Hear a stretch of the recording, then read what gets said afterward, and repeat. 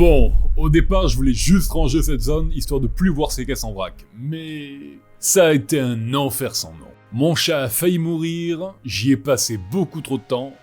6h21 de rush en tout. Mais comme d'hab, comme mon dernier meuble, j'ai voulu faire ça avec 0€, car bon, j'ai toujours pas un rond. Du coup, quand j'ai trouvé ce vieux meuble de cuisine aux encombrants, je me suis dit que ça ferait une bonne base. Et c'est en le mettant debout que j'ai compris pourquoi il l'avait jeté.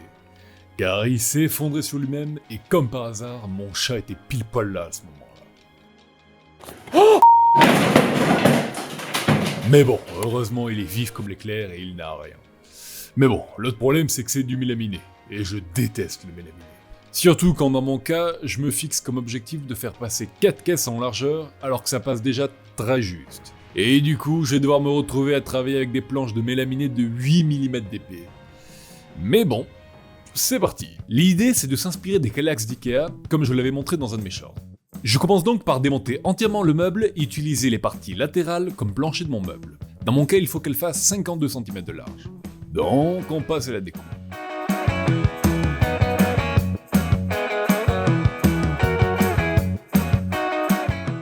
Et on réitère avec le deuxième côté. Ah oui, et bien sûr, assis sur table / onglet, n'a plus la vis de maintien du plateau. Donc, c'est la galère. Mais bon, c'est pas grave. Maintenant qu'on a la bonne largeur, on passe à la découpe des longueurs. Je pense bien placer mon rail de guidage à 2,4 cm de mon trait, c'est-à-dire l'espacement entre la lame et l'extérieur de mon sabot.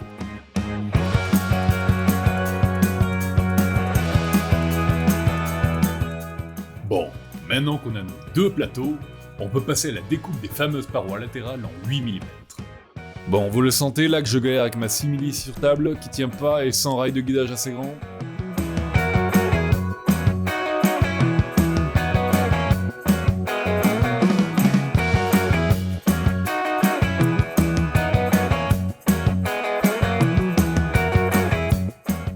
Mais bon, après avoir pas mal galéré, j'ai réussi à avoir mes parois.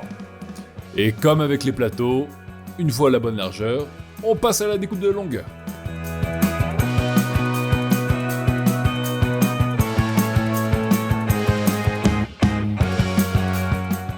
Et allez, on repart pour une salve de découpe de plateaux afin d'atteindre les 15 plateaux totaux.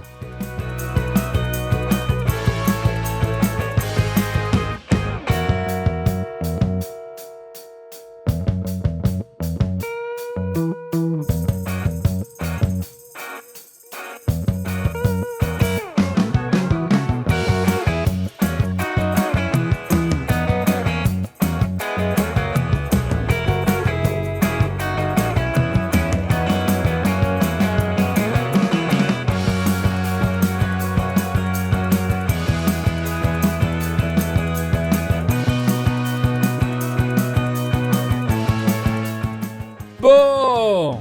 Après avoir effectué toutes les découpes, j'ai bien mes 15 parois latérales. Et on peut enfin passer à l'assemblage. Mais bon, c'est de rien se passer, hein. J'ai mon dessin. Hein? Parce que bon, clouer et visser dans des parois de 8 mm d'agglo, ça va pas être compliqué, hein. Ça va pas être compliqué, hein. Je vous raconte pas la galère que ça a été. J'avais beau percer, ça a éclaté de partout. Mais bon, finalement, petit à petit, j'ai chopé le coup. That's what she said. Donc y a plus qu'à continuer. Clouer, trouer, visser. Ah oui, un peu de colle aussi.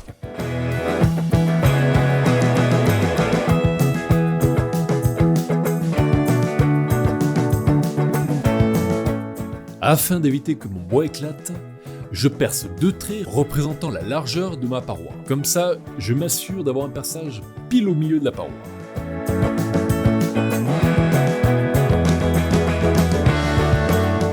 Parce que bon, je vous l'ai dit que je perçais dans du mélaminé de 8 mm.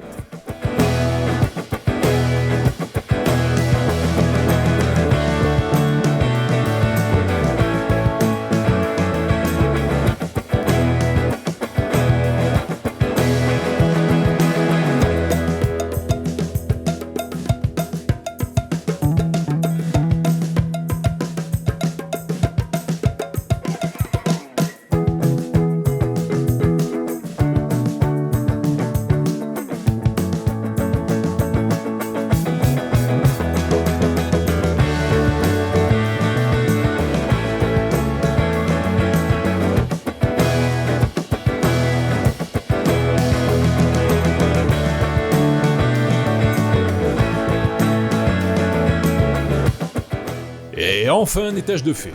Il en manque plus que 2.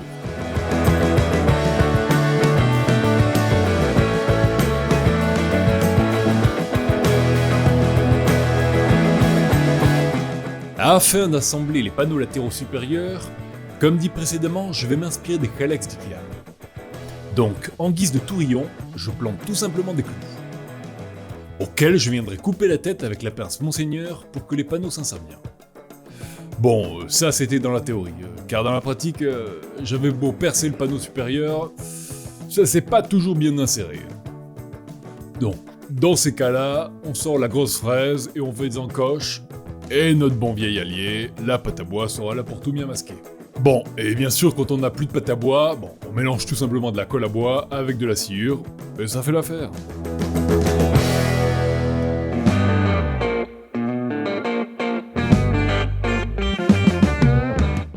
Regardez-moi ça, nickel, on y verra que du feu. Je fixe une planche en bois un peu épaisse, histoire de bien emmancher la paroi latérale bien droite et au bon emplacement.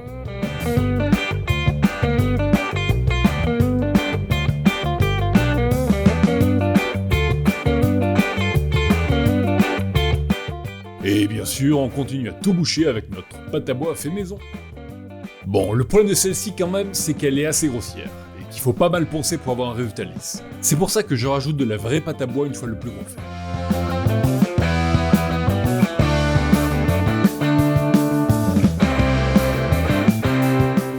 Comme vous pouvez le voir, dès que ça rentre pas, je panique pas. Je perce avec une bonne grosse fraise, mais bon, vu l'épaisseur, vous pensez bien que ça se fend très facilement.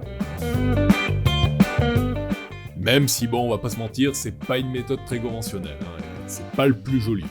Mais bon, honnêtement, comme dit précédemment, une fois la pâte à bois appliquée, ça se voit plus trop, et en plus, collé avec les serre-joints d'angle, c'est bien droit, donc ça me va. On attaque maintenant la découpe du deuxième plancher.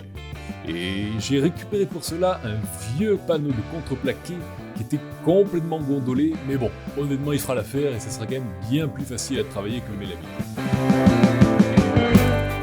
Du coup, afin de l'aplanir, je fixe bien fort mes étaux d'angle et j'ajoute du poids. Et bien sûr, je cloue direct avec la cloueuse afin d'être sûr que ça tienne bien.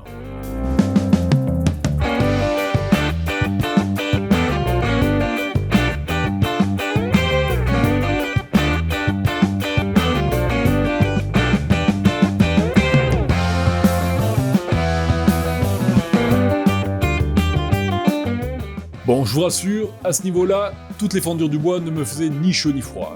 On avance, on recollera ça plus tard. On arrive enfin au dernier niveau avec les petites parois latérales. Là, j'étais rodé de chez rodé et ça rentrait tout seul.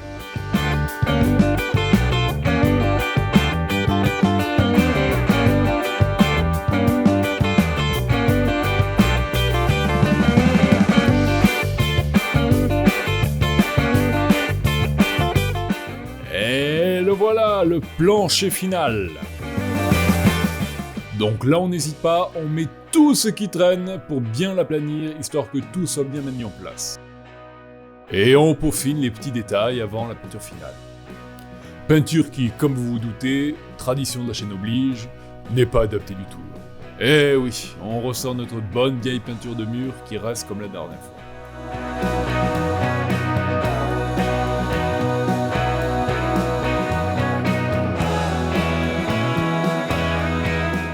Et après quelques coups de pinceau, tada! Comme d'hab, l'esthétisme n'est pas la priorité, surtout pour ce meuble qui sera caché sous mon établi, mais je suis très satisfait du résultat. Et comme pour tous les meubles qu'il y a chez moi, on met tout sur roulette.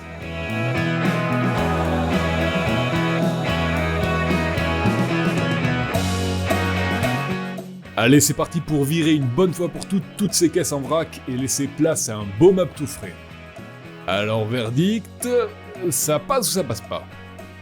Oui, nickel, pile poil. Non, c'est pas vrai. J'ai pas raboté du tout le meuble juste avant. Non, c'est pas vrai. Allez, c'est parti, on passe à l'aménagement. Bon, ça commence mal, il fallait s'y attendre, mais vu le peu de jeux que j'avais, il y a une case qui n'accepte pas les caisses. Mais bon, c'est pas plus mal, ça me laisse la place pour un autre bordel qui rentre pas dans les caisses. Oui, bon, je vous ai dit, il y a peut-être un petit problème de jeu par-ci par-là. Mais bon, ça rentre, hein, c'est le principal. Regardez-moi comment c'est bien plus propre. Même le chat est content d'avoir pris le risque de se faire écraser pour ça. Bon, j'espère que cette vidéo vous a plu. N'hésitez pas à mettre un j'aime et commentez la vidéo si vous avez des remarques. Et si vous ne voulez surtout pas manquer les prochaines vidéos, abonnez-vous, c'est gratuit. Et surtout, récupérez bien.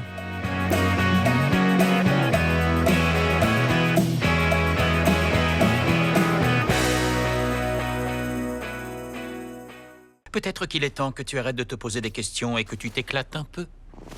Oh. Waouh. D'accord.